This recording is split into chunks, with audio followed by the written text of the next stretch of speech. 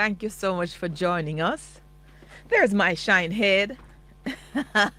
Shine head, he's come to rule. Step up, shine head. So good to see you. So good to be with you today, listeners. Thank you. We know that you have choices. I just want to make sure that he's lined up what he needs to line up for me. For me, Shinehead, you're looking at the wrong place. Look over to the left side. For me, have you lined up anything for me? I'm ready to look straight forward, not to the left or to the right. You're going to be left then. Everything you own to be left. Good morning to you, Mrs. Fuller. Thank you so much, Paula Ann and Shavani and the entire team. Right, let me get my stuff all sorted. The traffic sort of held me up a little bit on the road this morning, and I didn't get the chance to read. Habakkuk keeps coming to me. Habakkuk. Maybe in the program. Yeah? We know that you have choices. We're happy when you come here. Happier when you find reasons to stay. This is the hotline. Emily's views, her position on the issues, her point of view backed up by the facts. Here are Emily's views.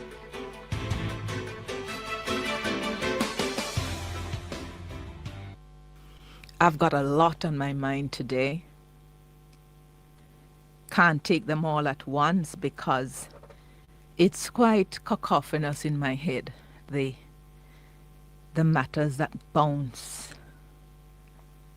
in the different chambers of the brain. But where do I start this morning? I don't know what your listening appetite is like. I don't know if you are like me, but radio is such a powerful medium. And sometimes when I'm listening to some things on the radio, it's just the Spirit of God have to step in and just calm me down. Because sometimes I hear some things and I'm thinking, no, and sometimes you literally say no to the radio, thinking the person is not. Mark you, I do this to my TV all the time, especially when Arsenal is playing. I coach all of the players, but the interesting thing when the Arsenal players are playing, I think they hear me because they do listen, then they change instantly. I call the balls and Timber will get it to Rice, and Rice will get it to Saka, and Saka will get it sometimes across to, not to Rate Yokeres, but he may get it. Not likely that he will score, but they listen to me.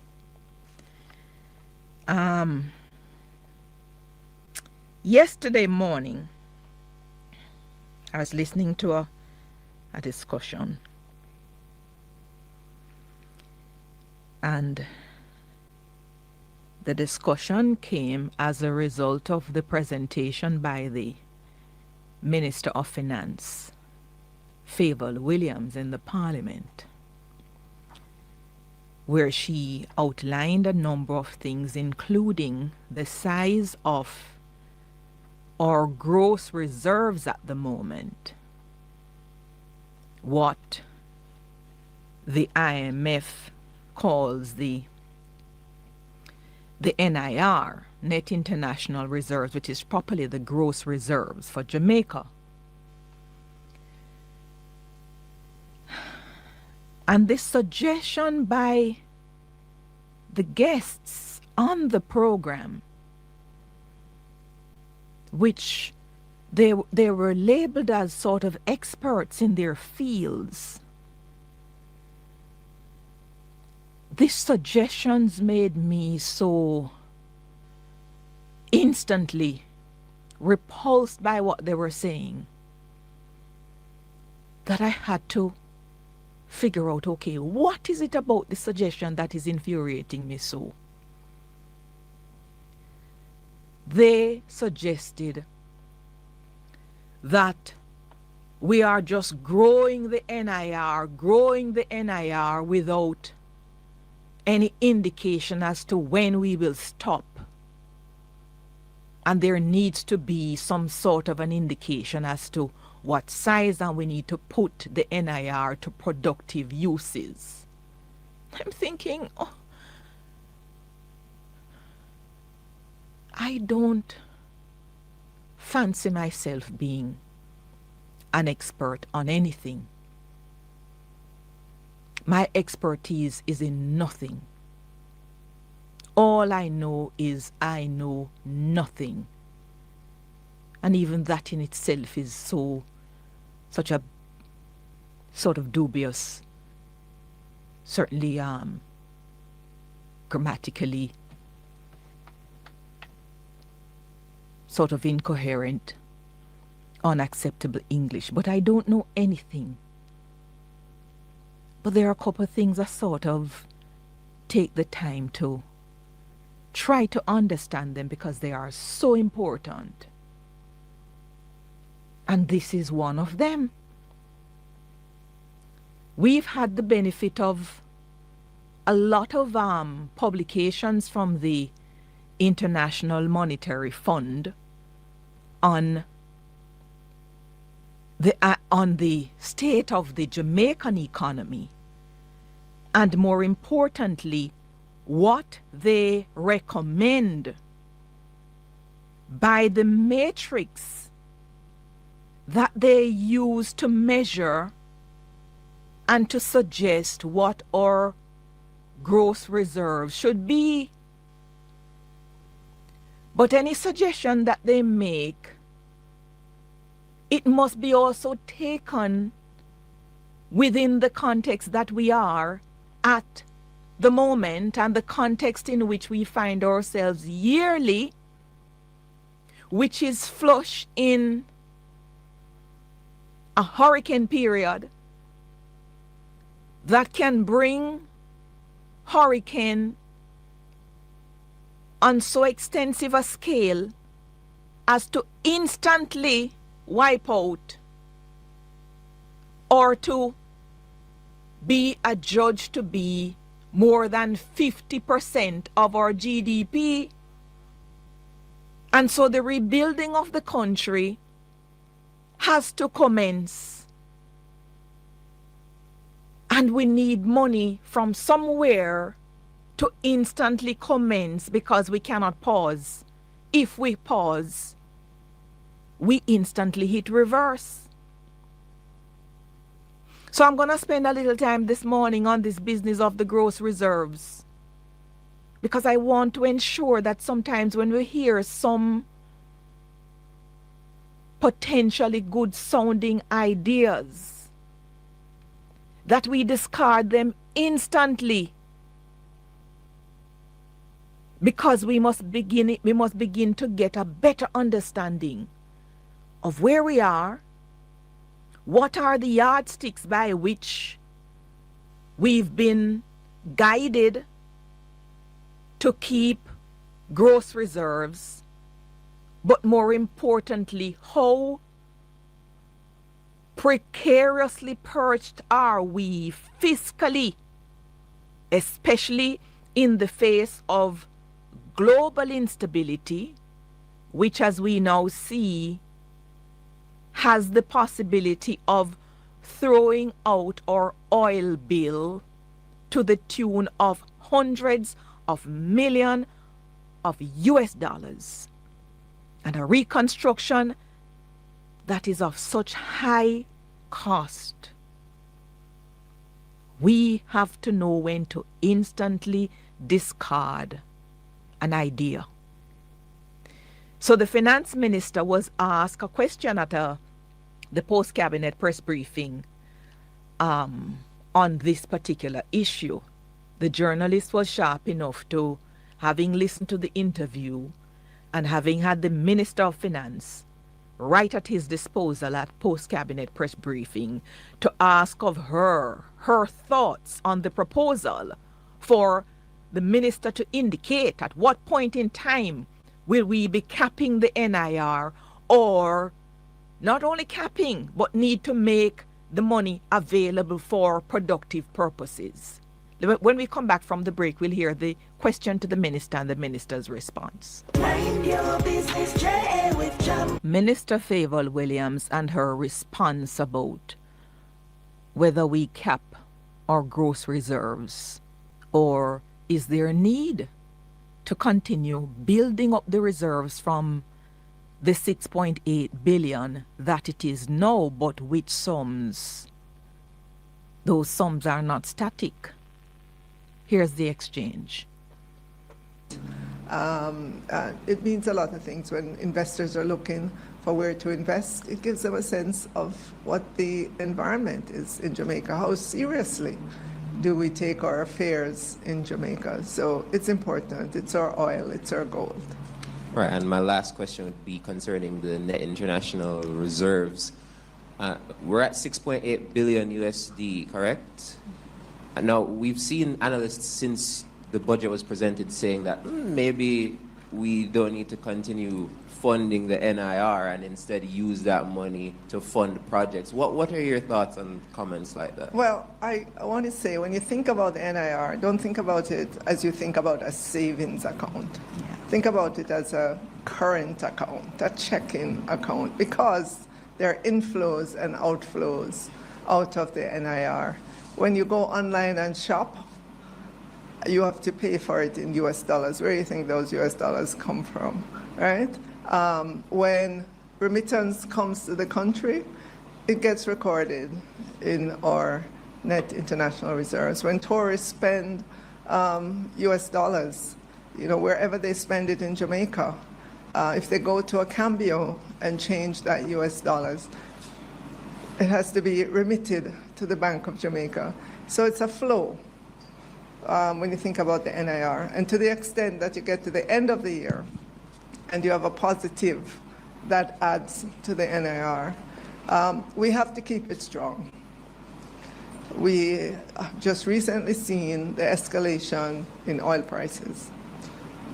We don't generate a drop of oil here in Jamaica. We have to buy it, and that means we have to have ready US dollars in order to do that. And so I hear the arguments about it, but I think there needs to be further engagement of persons to help them understand why it's there, why it's useful, and why we should keep making it strong.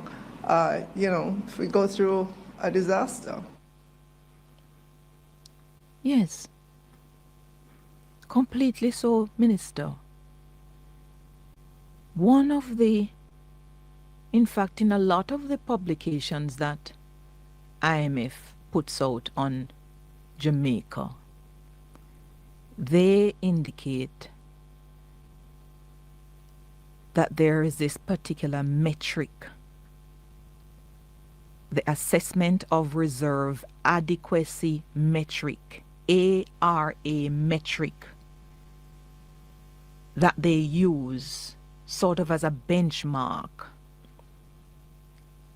that reflects a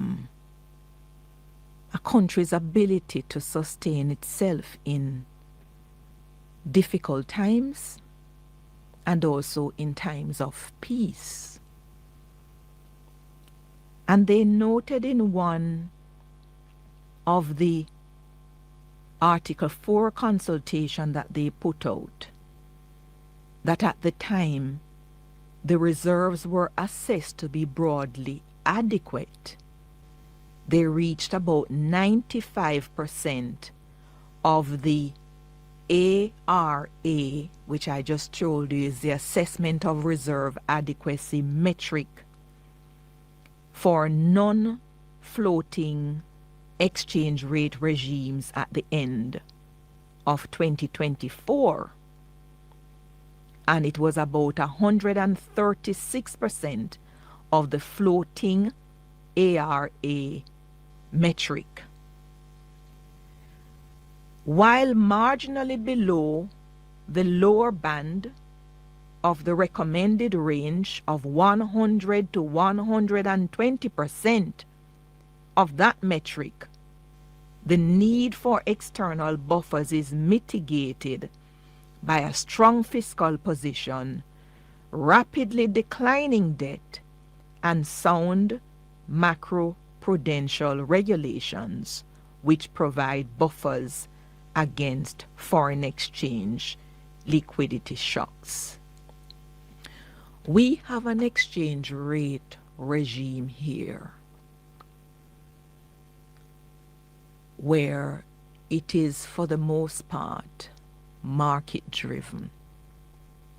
But from time to time, there are interventions by the Bank of Jamaica in the market if things become too unstable and erratic over a sufficiently long period of time.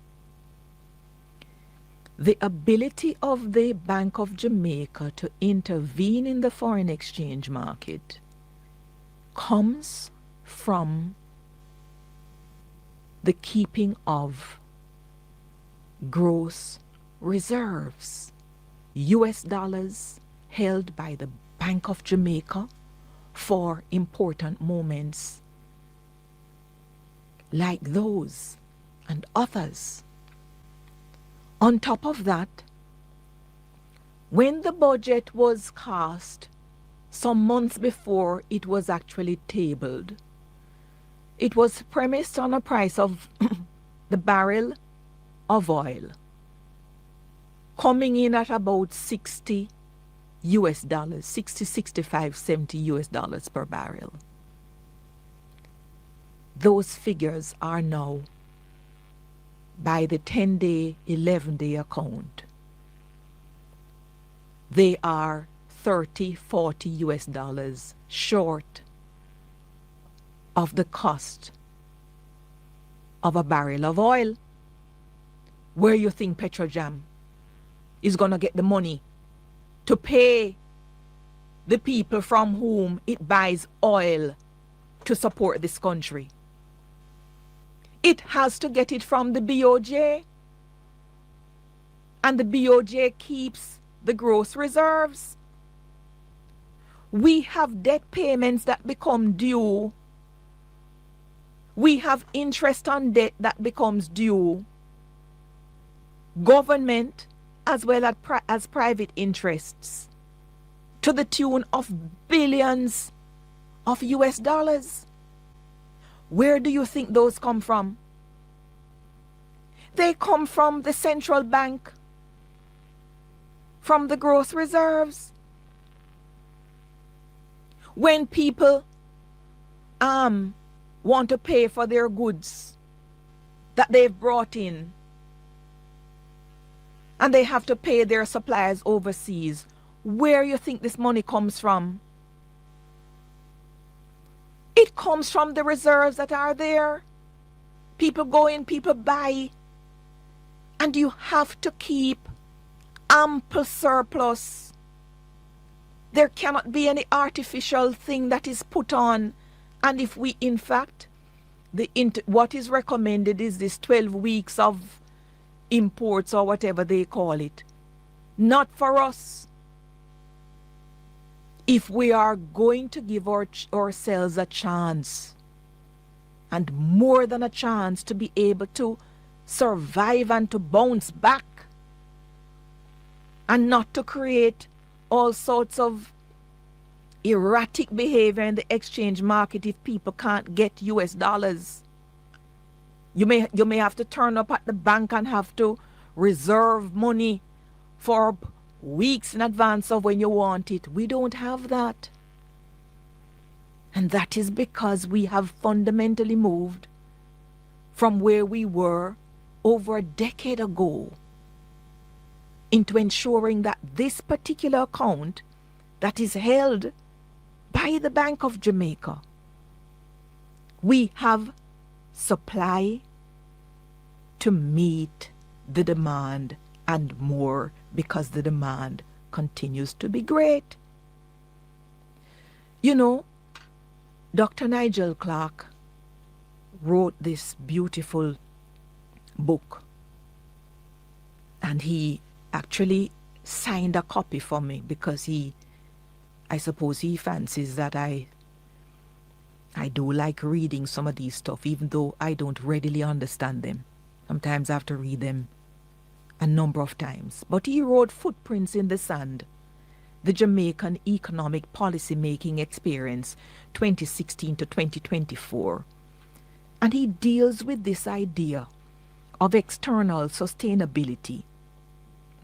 Fiscal sustainability as a necessary objective has never been clearer. Less clear, maybe, is why we need external sustainability. This refers to Jamaica's ability to sustainably pay our collective external obligations as they come due under a variety of benign and adverse scenarios. These obligations arise in households, businesses, and government in the form of payment for goods bought abroad, as well as in foreign interest and principal payments. I pause here. So it's not only government, private interests.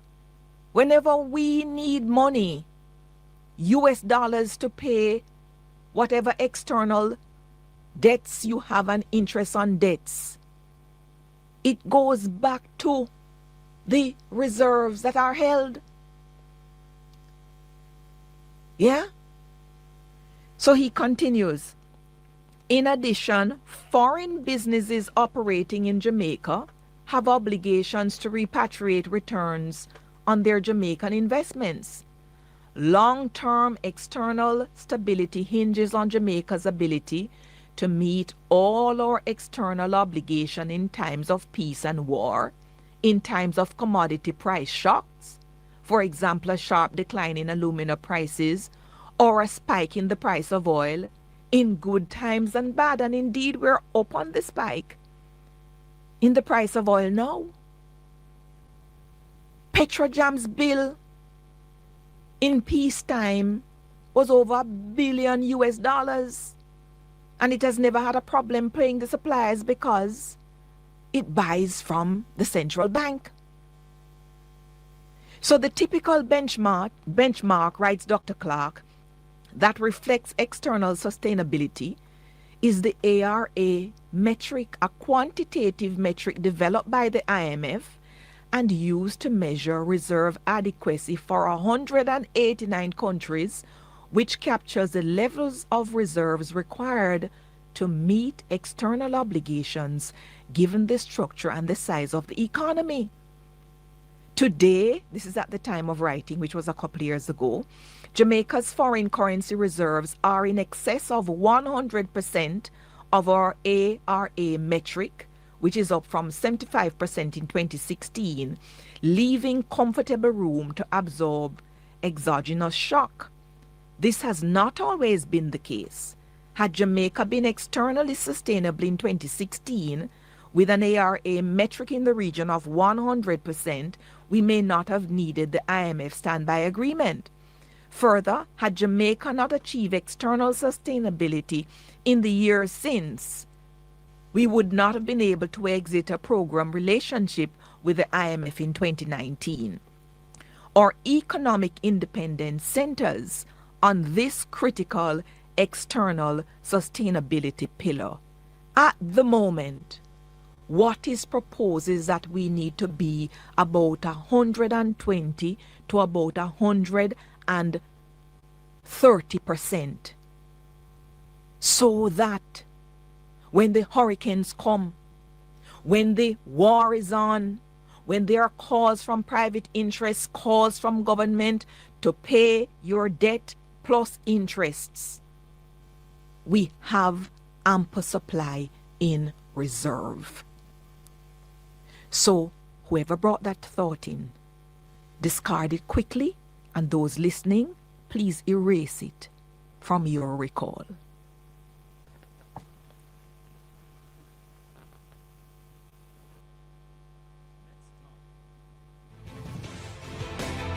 Join us next time